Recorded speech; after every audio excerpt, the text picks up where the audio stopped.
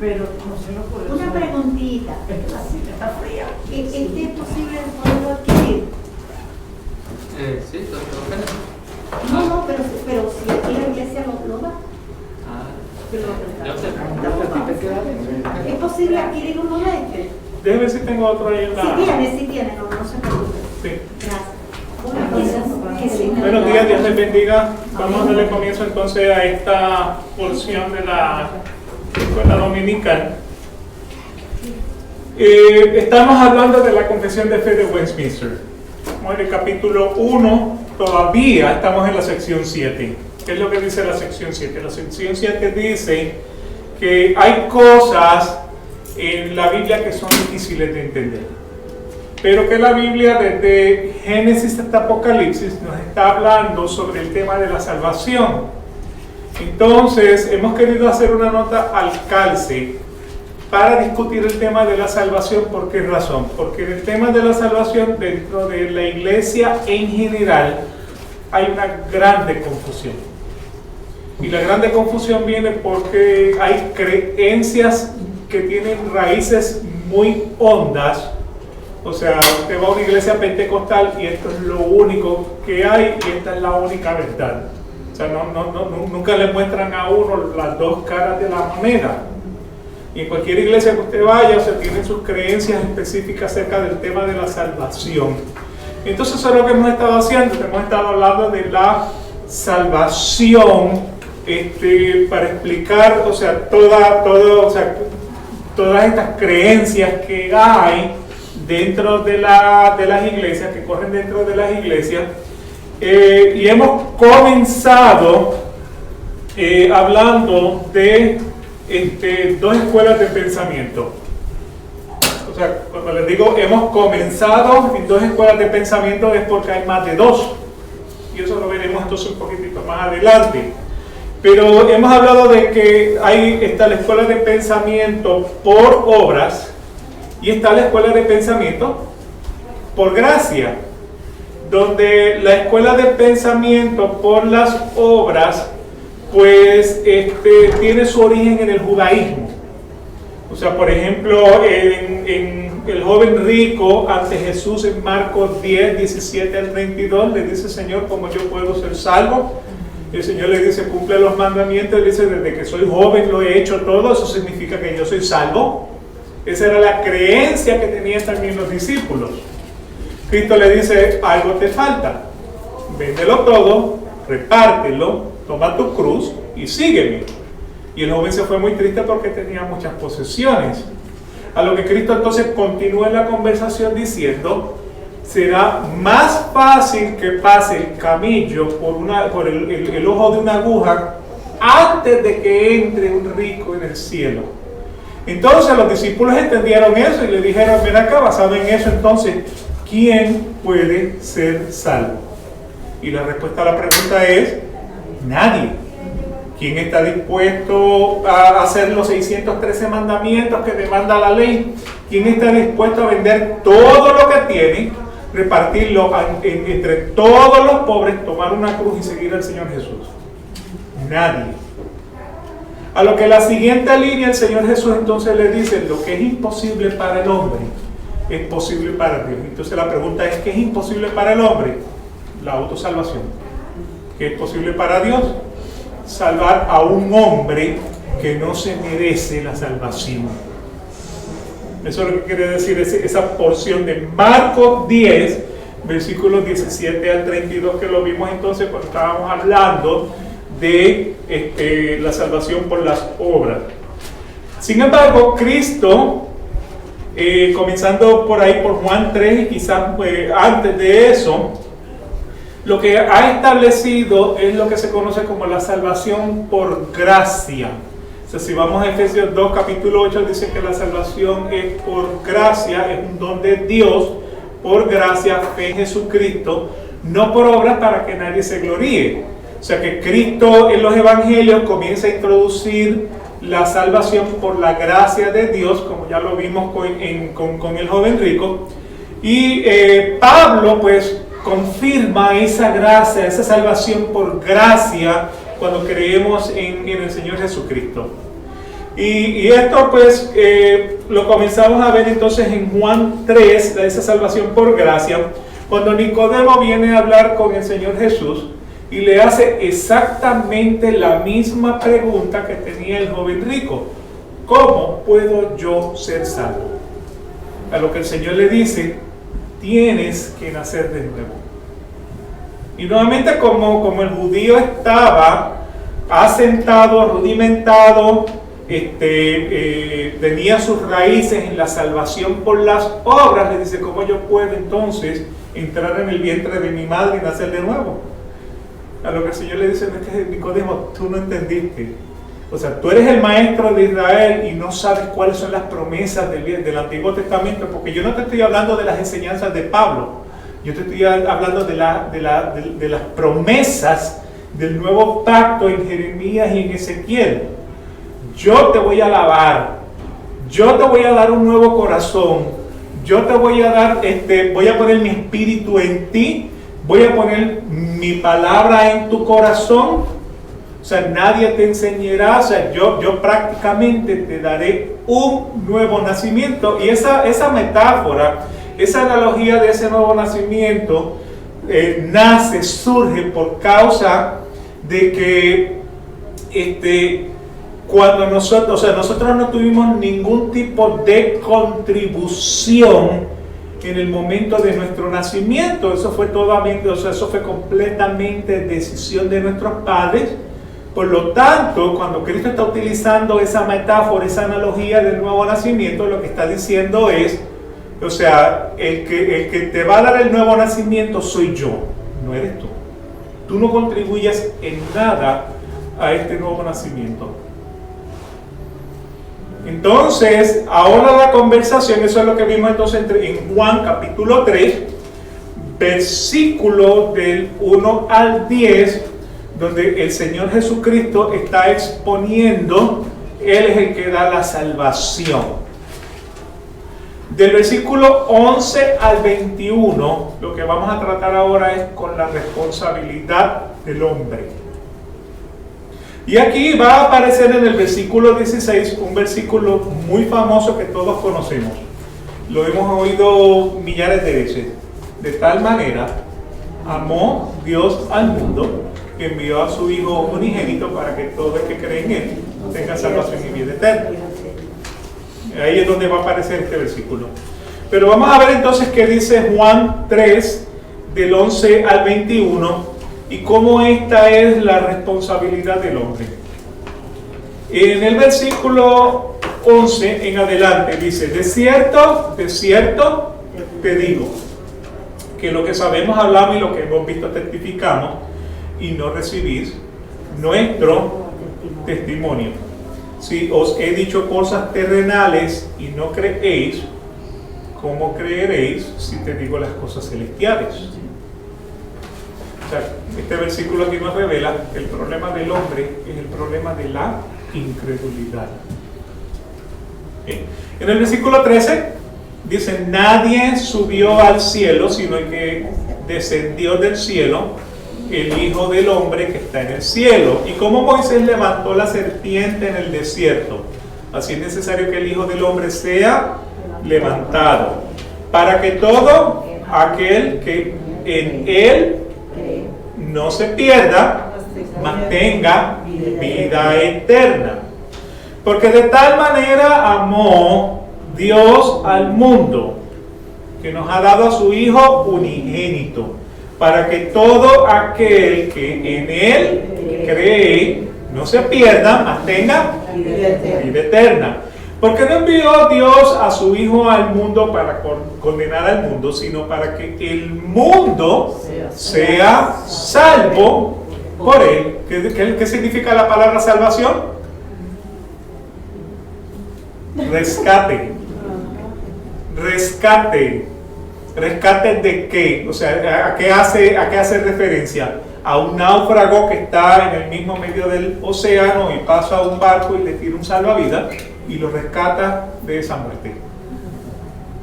Eso es lo que significa la salvación. Por esa razón es que dice, no vino para condenar al mundo, sino que vino a rescatar al mundo.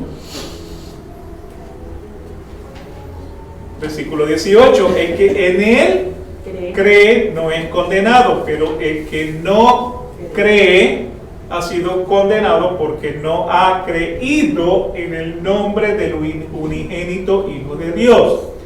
Y esta es la condenación.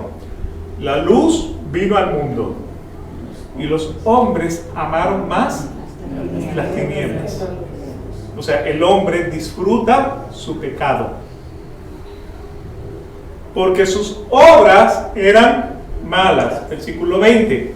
Porque todo aquel que hace lo malo aborrece la luz y no viene a la luz para que sus obras no sean reprendidas. Mas el que practica la verdad viene a la luz para que sea manifiesto que sus obras son hechas de Dios. Si bien el nuevo nacimiento es un acto que nosotros aceptamos por fe, fe significa, lo dice la Biblia, nosotros lo creemos. O sea, fe no tiene que ver con la psicología del pensamiento positivo, que si yo lo creo, yo lo puedo materializar. Eso no es fe. Fe significa, lo dice la Biblia, yo lo creo, sin tener la evidencia. O sea, Génesis 1:1, en el principio Dios creó los cielos y la tierra. ¿Quién creó los cielos y la tierra? Dios. ¿Alguien puede dar evidencia de que eso fue así o no fue así? Entonces, ¿por qué yo lo creo? Porque la Biblia lo dice. Eso es fe. ¿Ok? Así que nuevamente, nosotros aceptamos ese nuevo nacimiento como un acto de fe. Y en los versículos del 11 al 21 va entonces a resaltar la importancia de la reacción humana de la obra de Dios en el nuevo nacimiento. Y la palabra clave que podemos resaltar en estos versículos es la palabra creer. Y esta palabra va a aparecer unas 7 veces a través del versículo 11 al 21. Entonces, la falta de creer es lo que nosotros conocemos, identificamos como la incredulidad. Y el Señor Jesús ahora, en esta conversación que tiene todavía con Nicodemo, o sea, Nicodemo era una persona silente, un oyente, en estos versículos pues el Señor va a tratar con la incredulidad en 3 temas. Él va a ver el problema de la incredulidad, y eso aparece entonces en los versículos del 11 al 12. La respuesta a la incredulidad se va a destacar entonces en los versículos del 13 al 17, y los resultados de la incredulidad. En los versículos del 11 al 21, del 11 al 12, de cierto te digo que lo que sabemos hablamos y lo que hemos visto testificamos, y no recibís nuestro testimonio. Si os he dicho cosas terrenales y no creéis, ¿cómo te creerás si te digo cosas celestiales? O sea, ¿cuál es el problema de la incredulidad? Aquí el Señor Jesús nos está indicando que la incredulidad es la ignorancia, el no querer recibir el testimonio de Dios. El que no cree simplemente es ignorante a las Escrituras. Y cuando estamos hablando de incrédulos, no estamos hablando de gente que está fuera de la iglesia. Aún dentro de la iglesia hay enseñanzas completamente torcidas que te producen la incredulidad a la verdad de la Escritura. O sea, aun cuando tú abres la Biblia, hay personas que te dicen, hay cristianos que te dicen, ahí lo dice, pero yo no lo creo. 2 personas me han hecho eso. Puede que lo diga ahí, pero yo no lo creo. Si no crees lo que dice la Biblia, entonces ¿cómo puedo evangelizarte? ¿Cómo te puedo enseñar lo que realmente dice la Biblia si estás cerrado, estás cegado a lo que tú quieres creer? Y Nicodemo no entendía lo que Jesús le decía, no por falta de intelecto, porque él era el maestro de Israel, sino porque no estaba dispuesto o era capaz de creer en el testimonio de Jesucristo. Tristemente, Nicodemo, ¿qué muestra? El hombre incrédulo ante la palabra de Dios. O sea, todos tenemos una Biblia en casa, al alcance de la mano, que nos destaca los temas de la salvación desde el Génesis hasta el Apocalipsis. ¿La creemos o no la creemos? No hay entremedios, ya que usted no puede ocupar la Biblia para lo que le conviene y descartar la Biblia para lo que no le conviene. En muchas religiones, o sea, del Viejo Testamento utilizan lo que les conviene, pero descartan lo que no les conviene. Y aún del Nuevo Testamento aceptan lo que les conviene, pero descartan lo que no les conviene. Por eso hay tantas denominaciones. Por eso es que hay tantas denominaciones. O sea, realmente John MacArthur dice que hay dos religiones. La religión de la Biblia, sola escritura, y todas las otras. Y todas las otras, o sea, envuelve todo. O sea, vamos a Jesucristo. Jesucristo dice, el que no está conmigo está en contra mía. O estás conmigo o no estás. O sea, Salmos 1. Bienaventurado es el varón que no se siente en silla de escarnecedores, porque no es como los malos. El Salmos 1, si usted lo lee, habla de dos hombres que van por dos caminos y van a terminar en dos destinos. Lucas capítulo 16, 19 al 31, la historia de Lázaro, el rico y Lázaro. Ambos mueren. Uno termina en el seno de Abraham, otro termina en el Hades. No hay entremedios. Usted cree o usted no cree. Pero no use la Biblia para lo que le conviene y use la Biblia y no la use para lo que no le conviene. ¿Okay? Así que nuevamente Nicodemo representa a ese hombre que va a ser incrédulo ante la Escritura, porque nuevamente él conocía, él sabía Jeremías, él sabía Ezequiel, pero él no lo podía aplicar. ¿Por qué razón? Porque nuevamente el judaísmo está basado en las obras de la ley. Usted escucha un mesiánico hablando y lo que ese mesiánico dice es que usted tiene que hacer todo lo que dice la Torá. Todo es Torá, Torá, Torá y Torá. ¿Ok? Así que no hay entremedios. No ocupe la Biblia para lo que le conviene y no la ocupe para lo que no le conviene. Entonces, pues nuevamente, eso es lo que quiere decir ese versículo 11 y 12. O sea, la incredulidad va a ser el factor que realmente nos va a inhibir tener la libertad que Cristo nos quiere dar a través de su evangelio de gracia. Versículo 13 al 16. Nadie subió al cielo sino el que descendió del cielo, el Hijo del Hombre que está en el cielo. De la única manera que él pudo haber descendido en el cielo y estar en el cielo a la misma vez es porque es la misma persona. ¿Okay? Y como Moisés levantó la serpiente en el desierto, así es necesario que el Hijo del Hombre sea levantado. Y esto es una analogía del Antiguo Testamento, donde me parece, si mal no recuerdo, el pueblo de Israel estaba experimentando unas muertes. Entonces se levantó una serpiente y todo el que miraba a la serpiente era protegido de la muerte. Era algo así. Y eso es lo que está diciendo aquí. O sea, como Moisés levantó la serpiente en el desierto, así es necesario que el Hijo del Hombre sea levantado. Ya de lo que está hablando es de la resurrección. ¿Okay? Versículo 15, para que todo aquel que en él cree no se pierda, mas tenga vida eterna. Porque de tal manera amó Dios al mundo que ha dado a su Hijo unigénito, para que todo aquel que en él cree no se pierda, mas tenga vida eterna. Porque no envió Dios a su Hijo al mundo para condenar al mundo, sino para que el mundo sea salvo por él. Así que en el versículo 13 Jesús indica que nadie ha estado en el cielo y regresado para hablar de las cosas que están en el cielo. En el 14 lo que nos está indicando es que el hombre que pone su vista en el Cristo que murió en la cruz será salvo.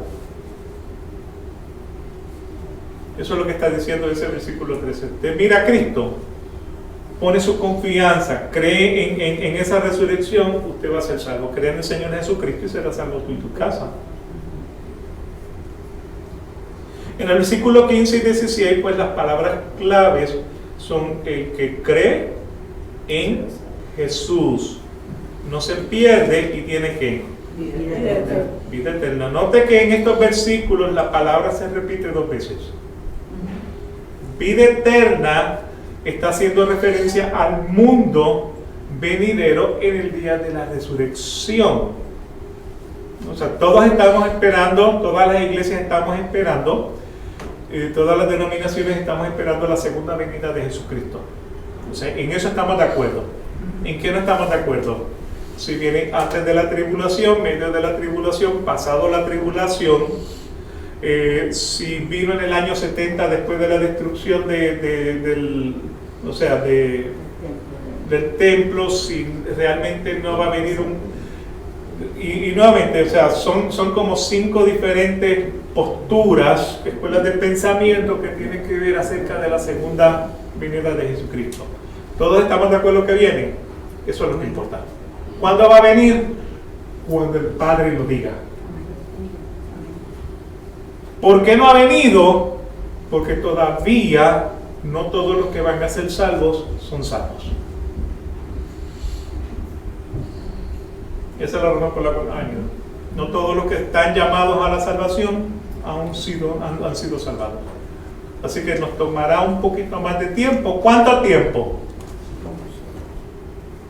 A mí me lo están predicando desde que tengo 15 años. El Señor viene pronto. Y creo que me voy a morir y no voy a ver ¿Me explico en eso?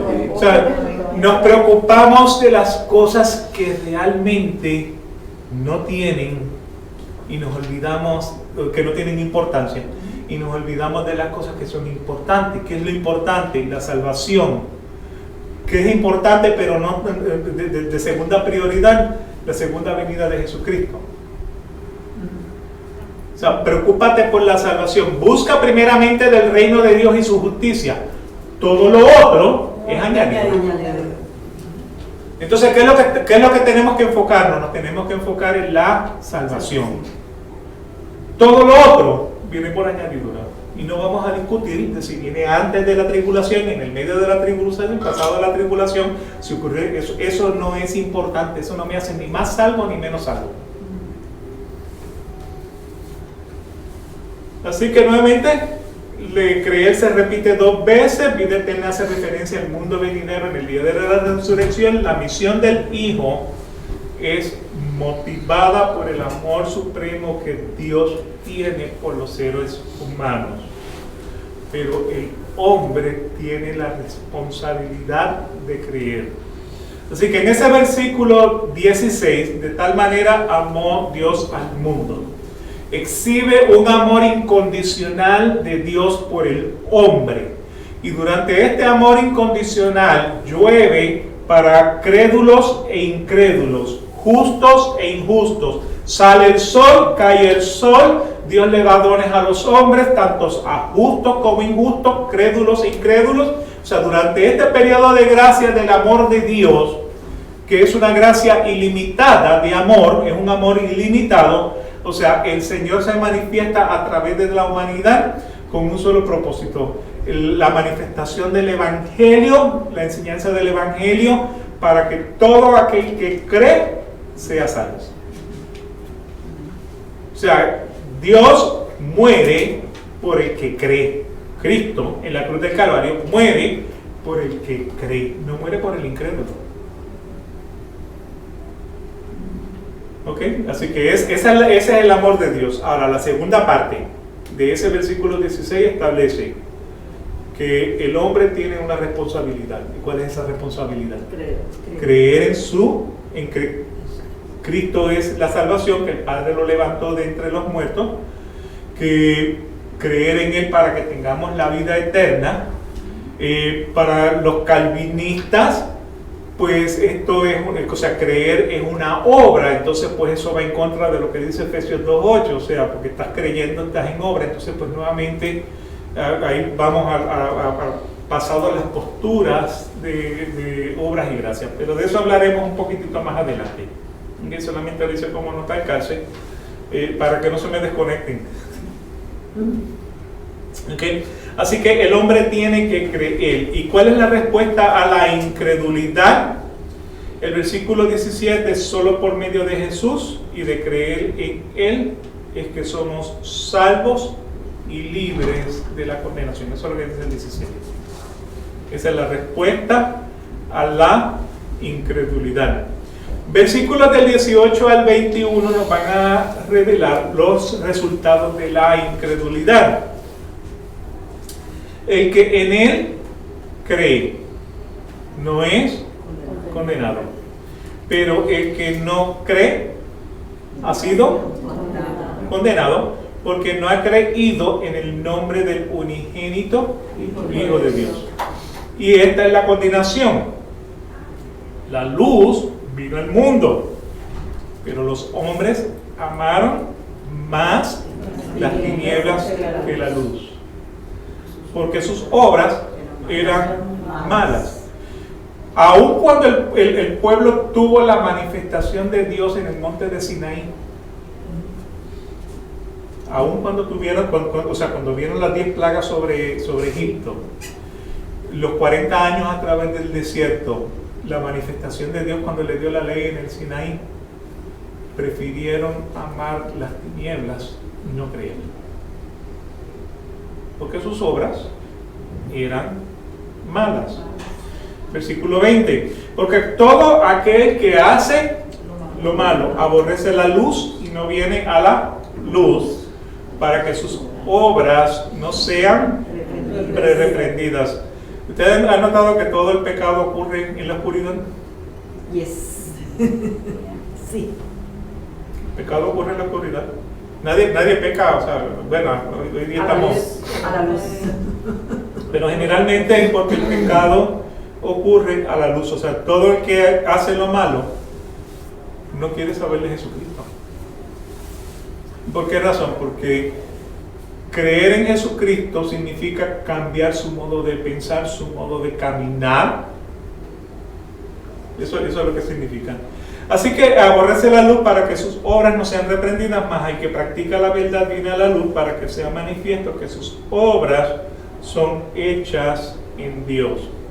O sea, el que no cree ya ha sido condenado. O sea que cuando por ahí hay una creencia un poco torcida que dice Dios murió por todos, Cristo murió por todos en la cruz. Cristo murió por los que creen. Cristo no murió por los incrédulos. ¿Por qué razón?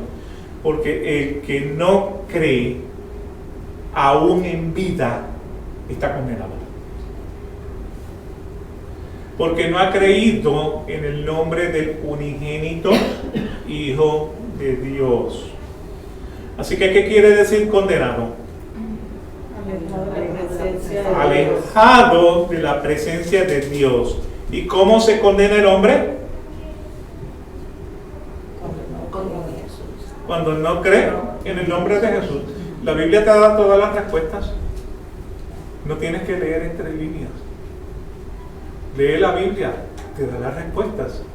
O sea, el que no cree ya ha sido condenado. El que no ha creído en el nombre del unigénito Hijo de Dios. ¿Por qué el hombre prefiere no creer? Porque aman su pecado, disfrutan su pecado, o sea, aman las tinieblas más que la luz porque sus obras son malas. O sea, el hombre ama, se deleita, planifica su pecado.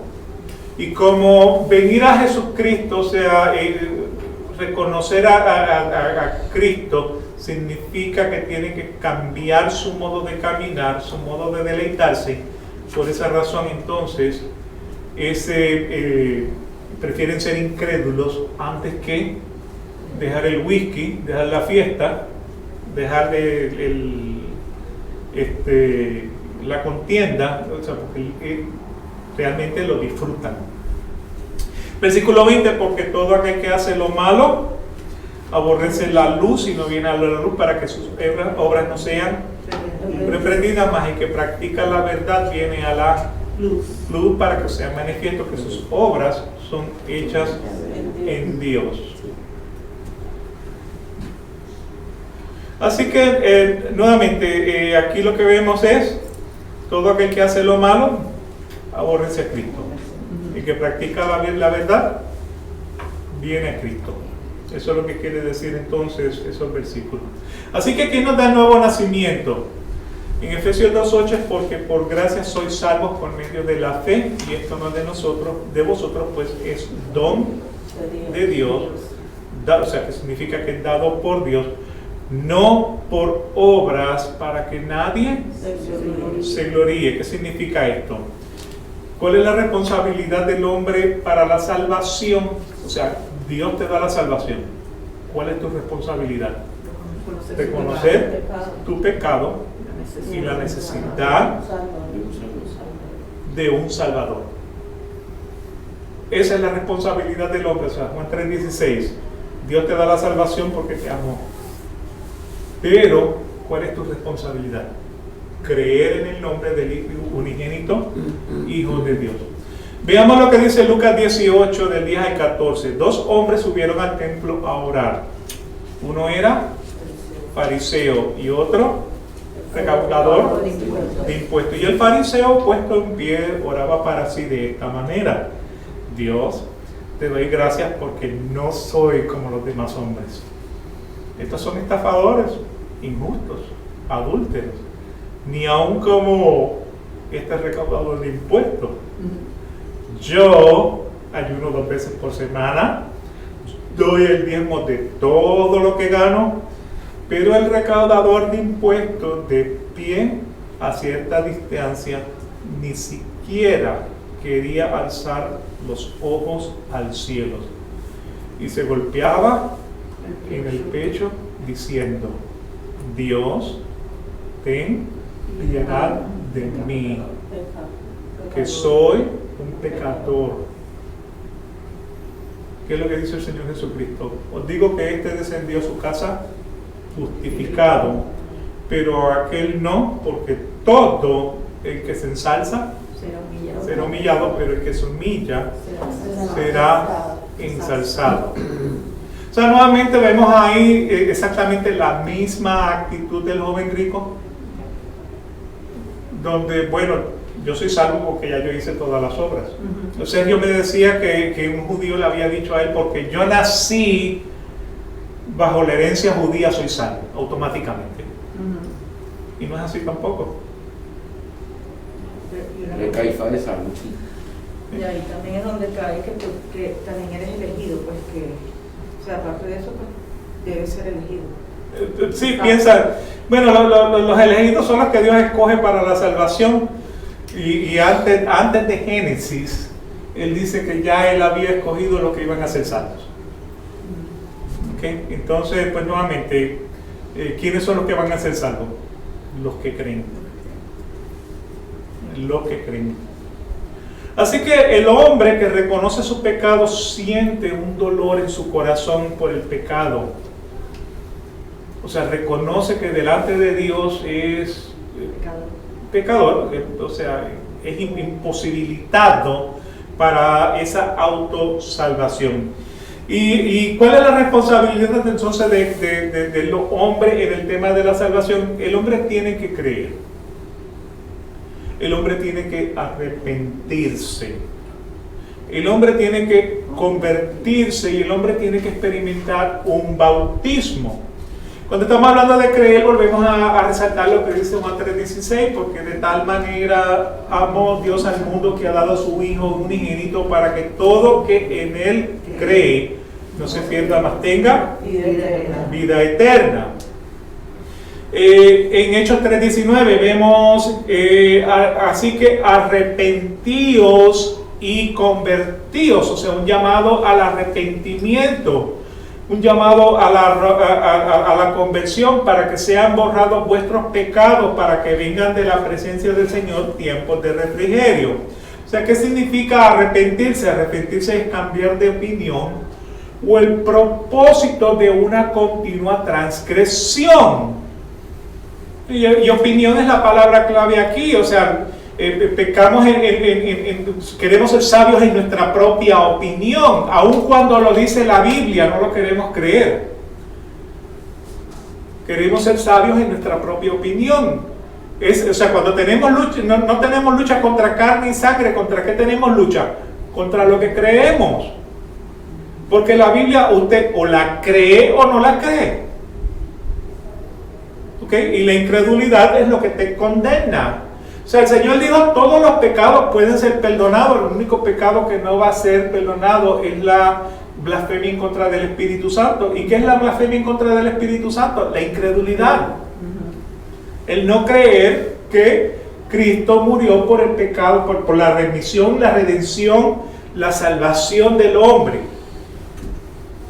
Arrepentirse significa cambiar de opinión o el propósito de esa continua transgresión. Reconocer el pecado es la transgresión, lo tiene que aborrecer y no planificar pecar. O sea, el hecho de que estamos aquí no dejamos de ser pecadores. Seremos pecadores hasta que entremos en el féretro y nos pongan, o sea, bajo tierra. Hasta que muramos seremos pecadores. Cuando estamos hablando de la conversión lo que significa hacer un giro hacia Jesús, un cambio inmediato y decisivo, consiguiente a una elección deliberada. O sea que si tus acciones te apartan de Jesús, prácticamente tus acciones tienen que ser un giro completo para acercarte a Jesús. La conversión es un acto voluntario. Y ese acto voluntario ocurre cuando yo te abro la Biblia y te digo, mira lo que la Biblia dice. Entonces tú tienes la opción de creer o de no creer. ¿Okay? Convertirse, prácticamente yo te presento la palabra de la verdad. Se hace un giro y un cambio inmediato y decisivo hacia Jesús. En Marcos 16, versículos 15 al 16. Y les dijo, id por todo el mundo y predicar el evangelio a toda. El que creyere y fuera será salvo, mas el que no creyere será condenado. Así que debe haber un bautismo en la vida del creyente que da testimonio de su identificación con el Señor Jesús en su muerte, su sepultura y la resurrección. La palabra sumergido implica ser rodeado por agua. Por esa razón la palabra bautismo significa ser sumergido. Pero como les estaba mencionando la semana pasada, yo he visto personas que entran al bautisterio y la única diferencia que puedo ver entre esa persona es que entró seco y salió mojado. Es la única diferencia que hubo en esa persona. ¿Qué realmente debe ocurrir en el hombre para que se bautice? ¿Y por qué les digo esto? O sea, el ladrón está en el Calvario, vamos al Calvario. Hay 3 cruces, 2 ladrones y Jesucristo. Uno le dice, tú eres Cristo, ¿por qué no te salvas tú y me salvas a mí? El otro le dice, tú eres Cristo, yo me merezco estar aquí, acuérdate de mí. ¿Y qué le dijo el Señor? Te digo, de cierto te digo que hoy estarás conmigo en el paraíso, estarás en el mismo lugar donde yo voy a estar. Ahora, ese bautismo que experimenta esa persona, ese cambio que experimenta esa persona, ¿ocurre porque se le chorrió agua por la cabeza? No. ¿Porque se metió dentro de una piscina y salió mojado? No, ese bautismo ocurre porque la persona cree en el nombre de Jesús, porque la persona experimenta un completo arrepentimiento de todo, pues es genuino, porque tampoco puede ser, Señor, yo me arrepiento y vuelve de nuevo a lo mismo. O sea, el hombre experimentó una conversión. Déjame darte una metáfora rapidito que puede resaltar un poco mejor este tema acerca de la salvación.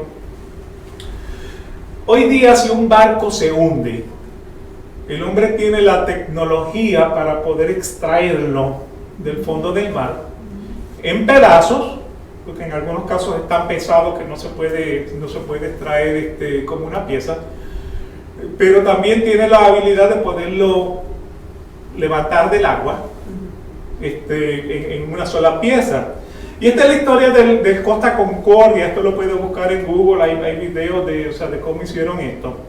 Pero ahí más o menos para el 2013 el barco se acercó, el capitán lo acercó muy cerca de una de las costas, y el barco pues golpeó unos arrecifes y poco a poco comenzó a emitir agua, al punto pues que terminó en la costa de lado hundido. Lo pudieron haber cortado y sacarlo en pedazos, pero por causa de que no habían encontrado a todos los que habían perecido en el desastre, decidieron mejor entonces levantar el barco completo para poder entonces extraer a las personas que quedaban dentro del barco. Y para esto pues lo que hicieron fue una ingeniería, o sea, por el costado del barco que estaba fuera del agua, le pusieron unos tanques cuadrados que lo pueden ver a la parte de arriba de la vista, estos de aquí. Luego por la parte de abajo le hicieron una plataforma para que no se siguiera rodando hacia abajo. Y luego metieron unos cables y agarraron el costado del barco, estos cables que tienen aquí,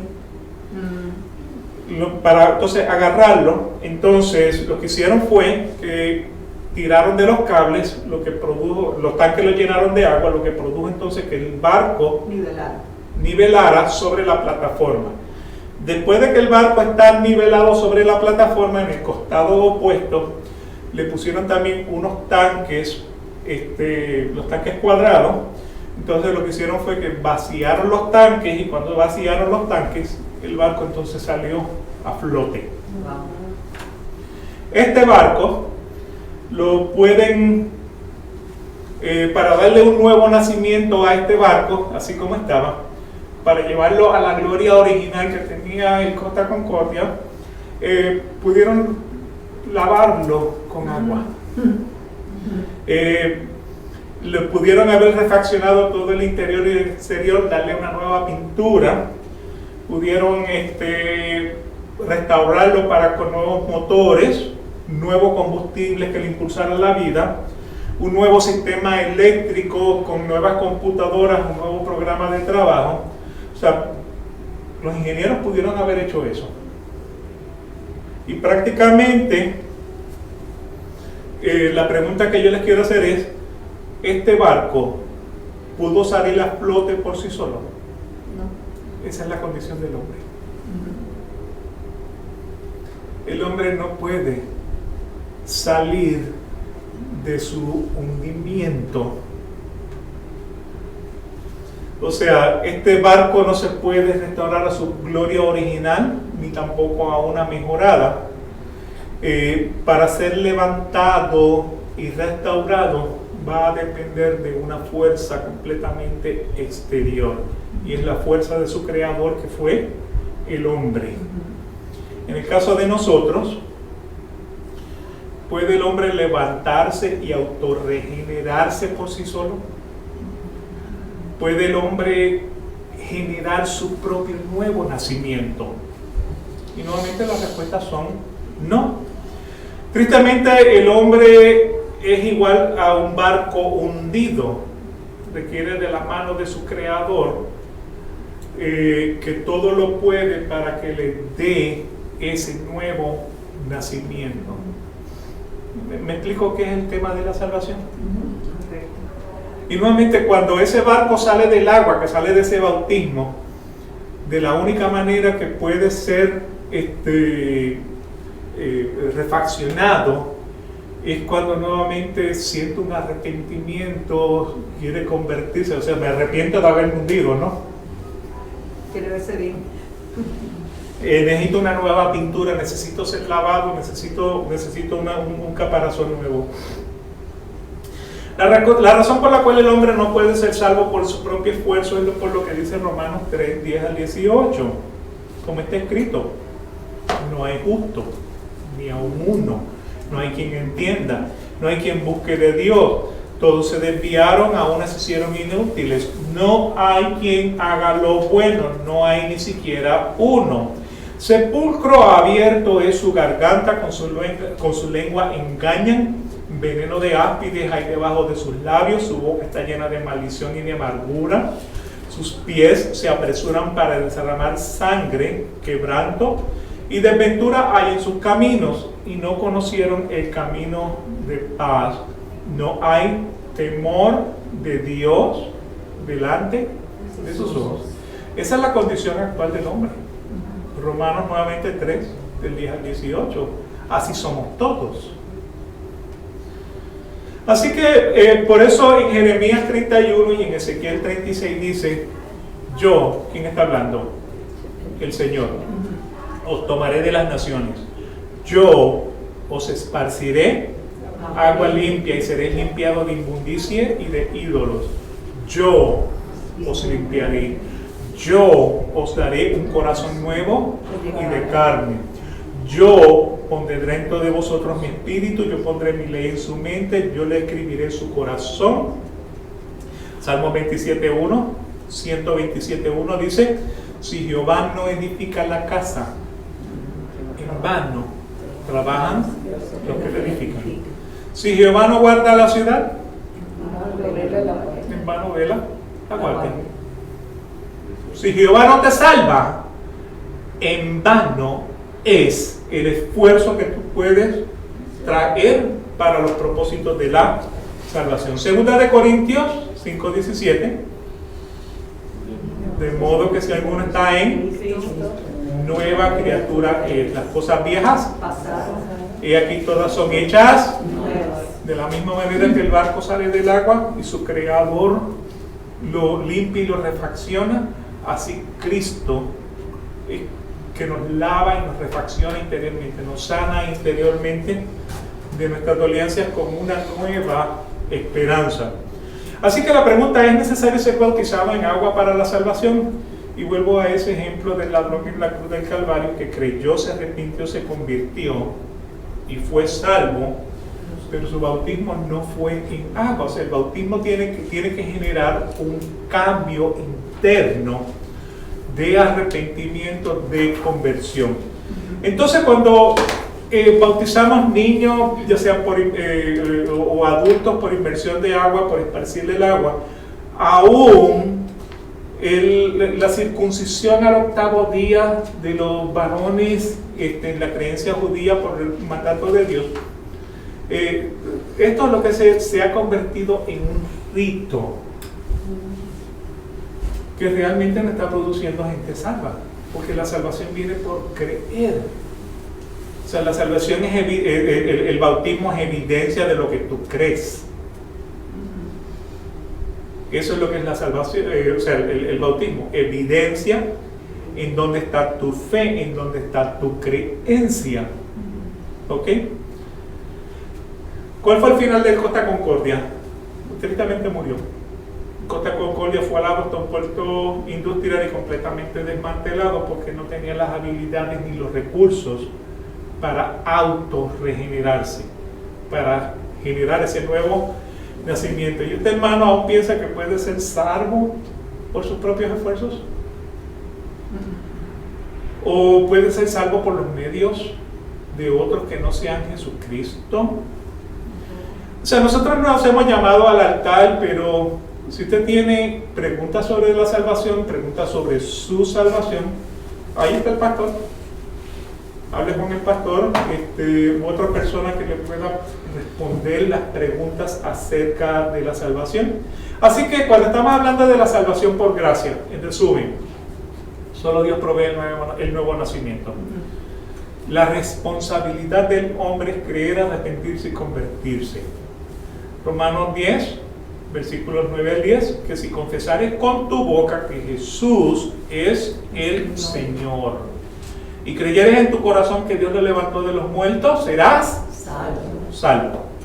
Porque con el corazón se cree para la justicia, pero con la boca se confiesa para la salvación. Y esto, queridos hermanos, es entonces la historia de Jesús y Nicodemos en Juan capítulo 3. ¿Ok? Oramos. Gracias, Padre, por este día. Gracias, Padre, por este mensaje. Padre, salva a tu pueblo en el mérito de Jesucristo en la cruz. Permite que el Señor te puedas manifestar ahora con en nuestros cantos, en nuestra alabanza hacia ti, en la palabra que va a ser traída en el servicio. Le damos gracias a los hermanos en Facebook que nos están escuchando.